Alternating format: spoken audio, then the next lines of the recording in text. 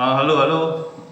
Sekarang tanggal 27 Juni 2026 ya. Ini catatan pribadi di hari investasi saya di emiten NCKL. Nah, kemarin itu tanggal 26 ya atau 25 ya, malam itu publik expose NCKL itu kan sudah keluar, dan di luar dugaan saya,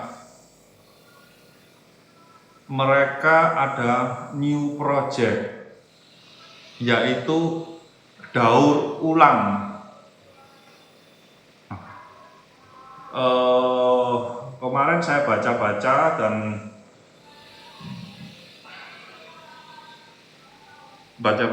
hanya sekilas ya, belum mendalami ya pada saat itu. Terus saya langsung bikin video update dan saya sangat tertarik. Saya gali lagi lebih dalam untuk mempelajari kenapa kok dia melakukan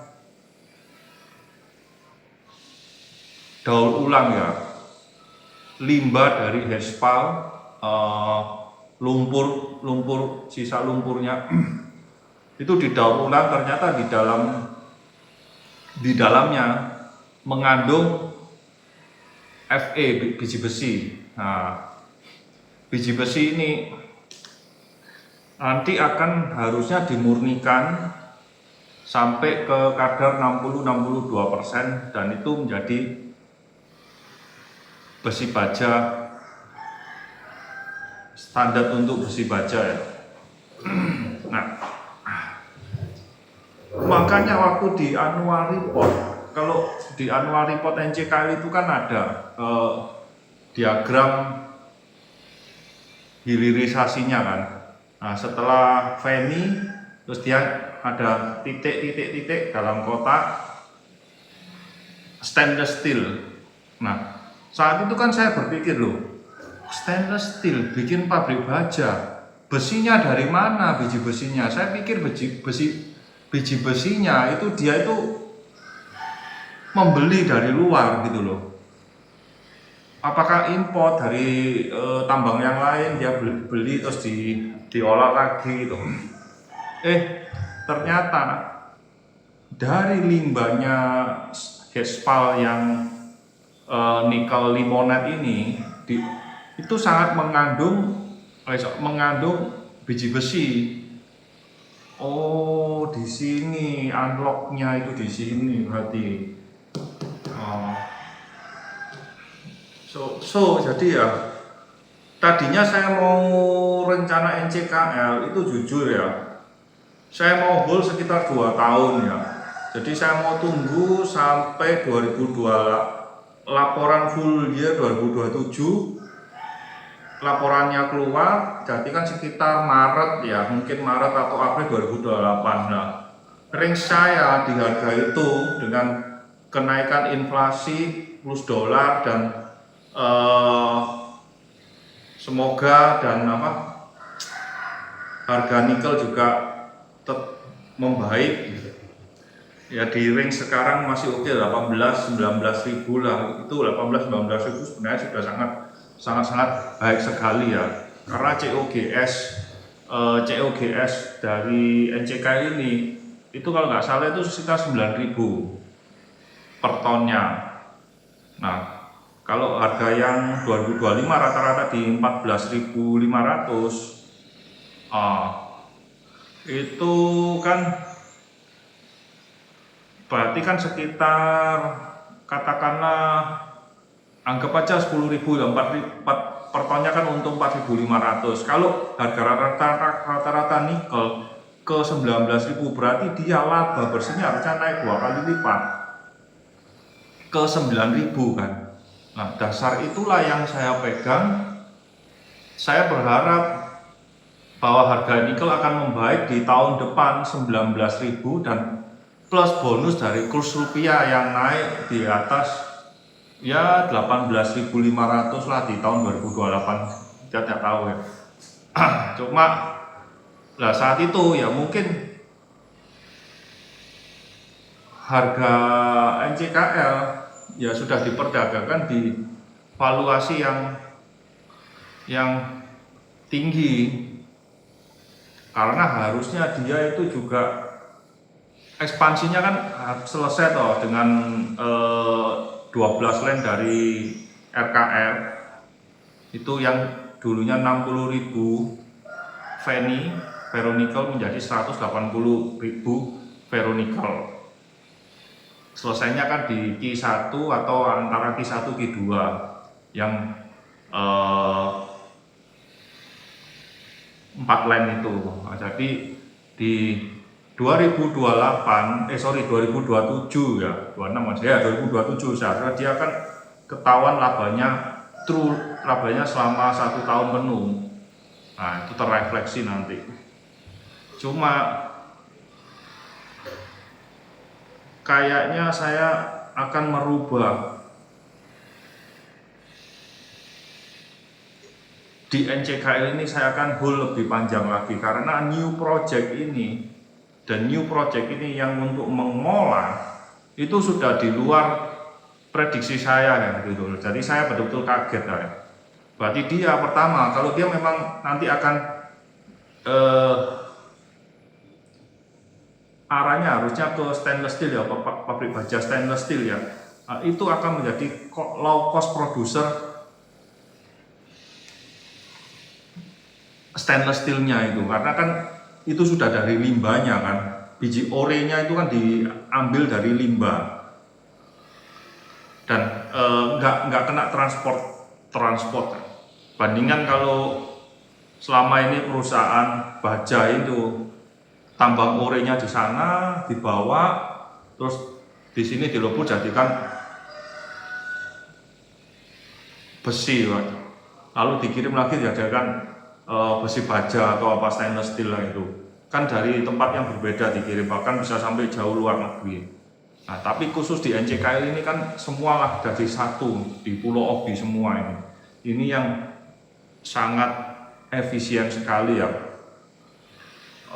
Jadi lalu saya dalami lagi.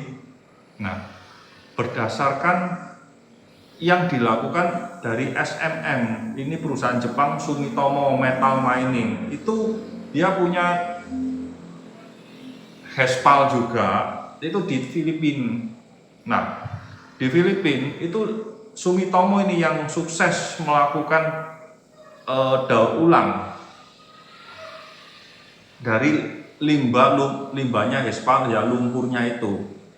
Nah, ternyata ini yang saya mengejutkan setelah saya baca dari Sumitomo Metal Mining HESPAL-nya ini. Ada hidden logam yang lain yang ikut di dalamnya. Wah, ini padahal kan nggak disebutkan ya. Kalau kita buka prospektus dari NCKL itu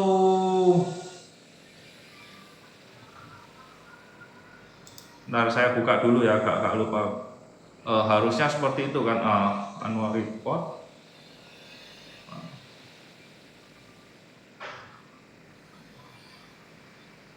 Cost file kan ya. Bentar ya. Kalau nggak salah itu mereka kan hanya menyebutkan daur ulang untuk besi kan. Nah, saya penyampaian materi publik expose.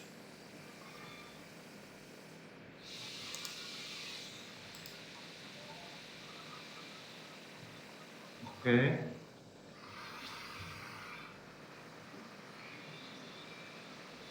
Oh ya betul. Di sini mereka proyeknya itu kan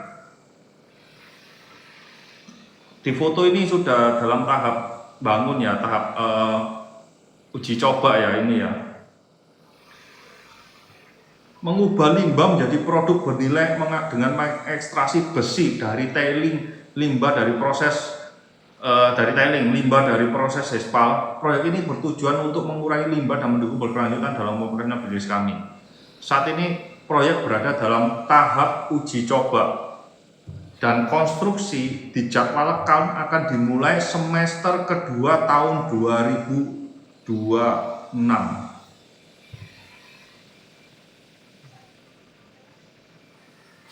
Nah, ini seharusnya kalau dari yang miliknya Sumitomo itu dia sudah pilot project membutuhkan sekitar 2 tahun selesai. Jadi ini nanti selesai itu harusnya di 2028, mungkin pertengahan atau akhir 2028 ini sudah daur ulang dari ekstraksi biji besi ini jalan.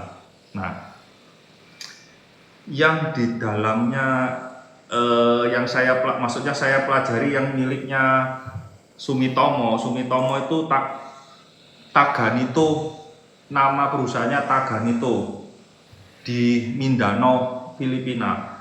Ternyata di dalam limbah dari HESPAL itu masih ada 2 logam lagi. Wow, saya merinding ini. Saya merinding ini. Yang satu namanya kronium ya. Kronium. Yang satunya lagi namanya scandium. Wow, saya merinding ini. You know, scandium ini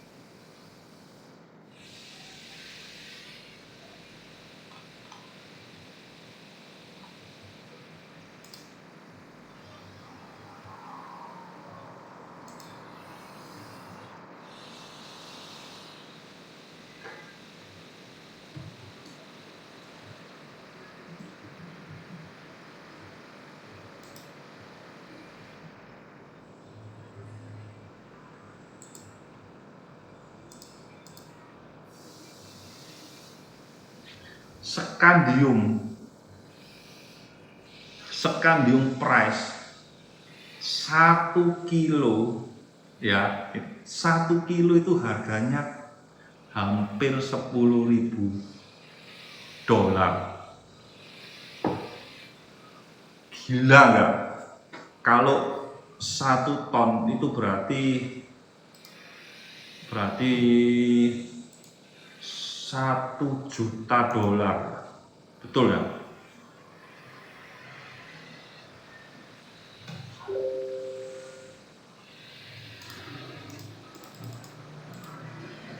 $10 juta, Pak, sorry.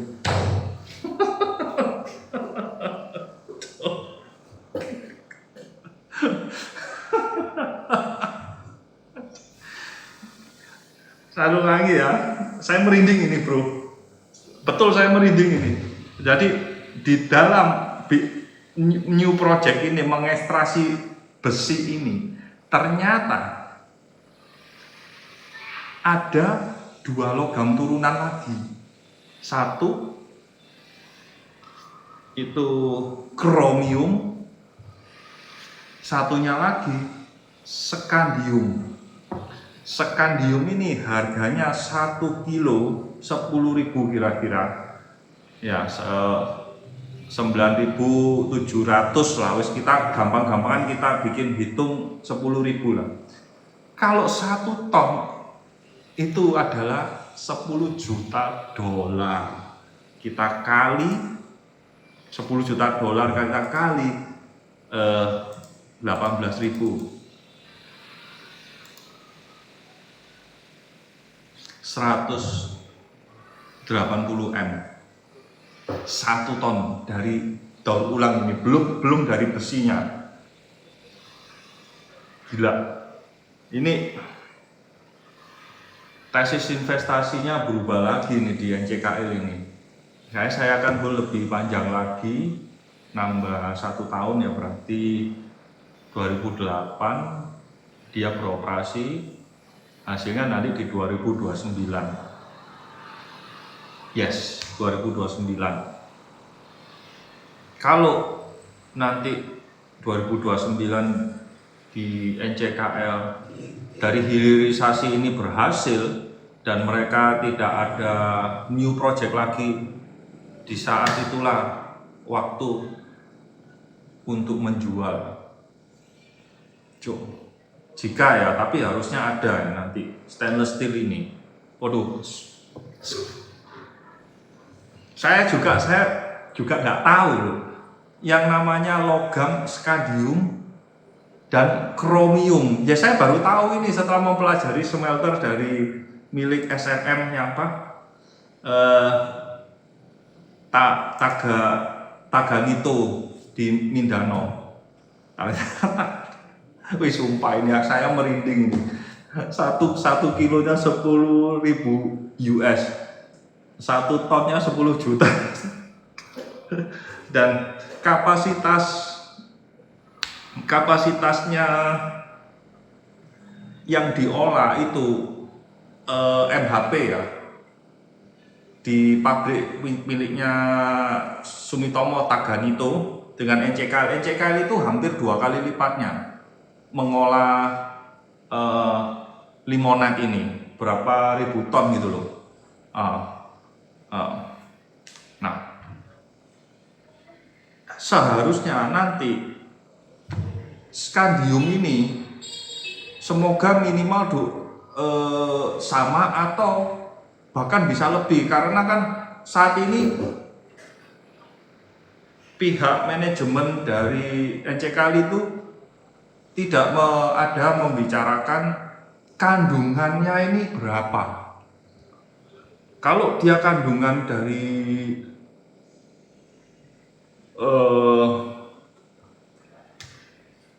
tinggi, ya hasilnya kan skadiumnya akan lebih banyak ya. Dan loh, kenapa gak sih dok? Tutup toko ini. Oh ya wis Senin.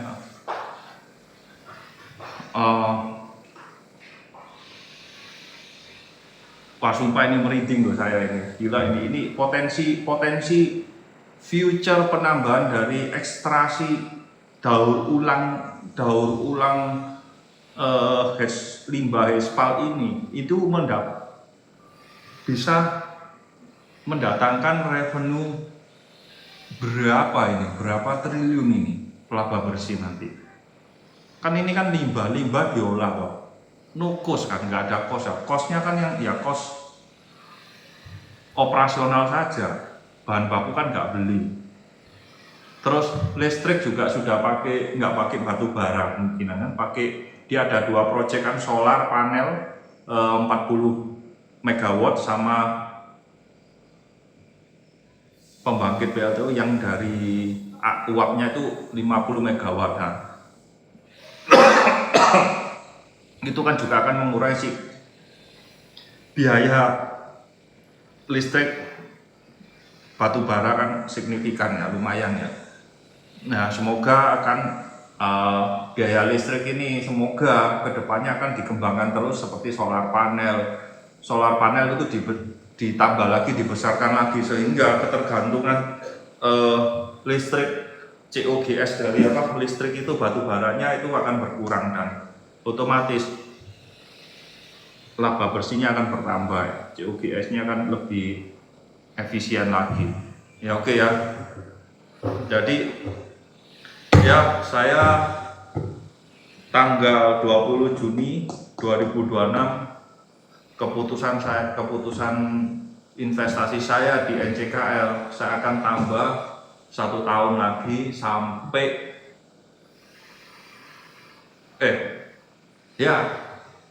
2029 laporan keuangan full year 2028 keluar, nanti berarti kan 2029 di sekitar Maret saya tambah 1 tahun lagi. Oke ya. Untuk tentang kegunaan dari skandium, teman-teman kalau tertarik silakan pelajari sendiri. Skandium itu logam apa? Itu adalah elemen tanah jarang, rare earth elemen. Kegunaannya apa? Silakan pelajari sendiri ya. Dan kromium,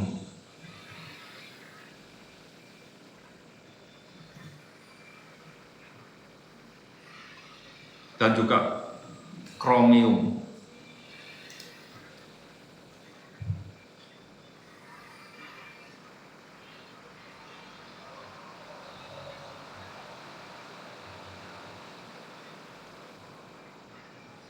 Ya.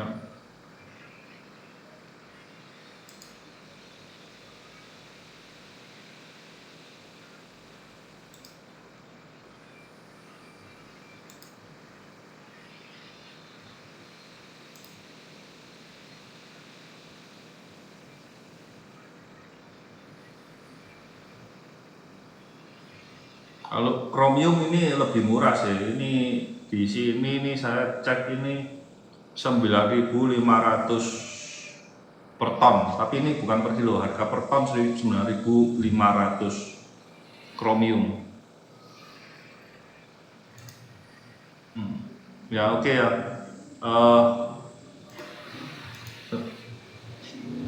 Silakan teman-teman pelajari sendiri apa itu kromium, apa itu skandium, fungsinya apa.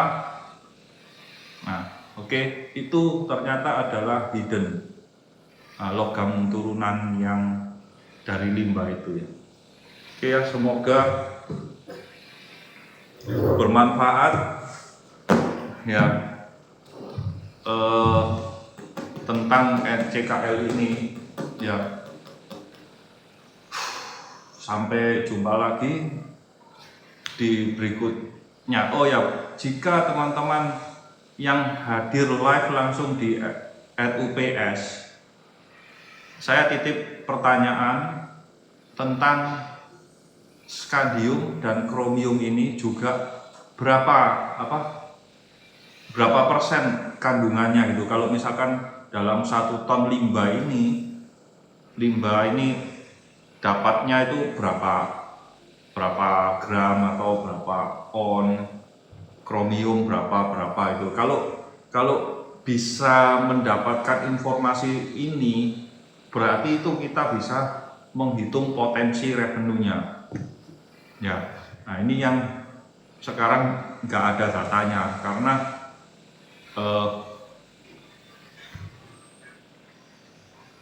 ya nggak tahu kan, maksudnya belum dibuka ya. Dan kalau di Filipina itu dia 7,5 ton kromium hasilnya. Jadi ya sekira kalau 7,5 ton ya kurang lebih tadi berapa ya, 7 berarti kan 7.500 ya, 7,5 ton.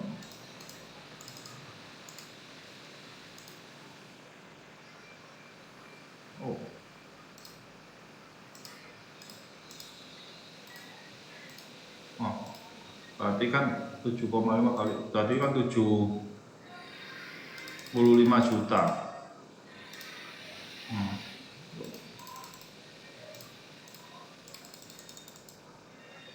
Dikali 8, katakanlah 18.000, 1, potensi labanya nanti ada dari kromium itu bisa 1,5, antara 1,3 sampai 1,5 triliun laba bersihnya akan naik. Jadi itu dari kromium saja ya, belum besi-besinya dan yang dari skandium. Kromiumnya juga harganya kan segitu. Jadi bisa-bisa dari potensi daur ulang ini ya mungkin laba bersihnya bisa naik 50% ya. 50% lagi. Biji besinya harusnya kan juga banyak ya. Bahkan bisa lebih. Jadi sangat menarik emiten NCKL ini, dan semoga ya harga NCKL ini jatuh lagi. Saya berharap harga NCKL jatuh 600 di 600. Oh, saya akan bahagia sekali itu. Betul-betul saya akan bahagia ya. Oke ya teman-teman, sekian, sampai jumpa lagi.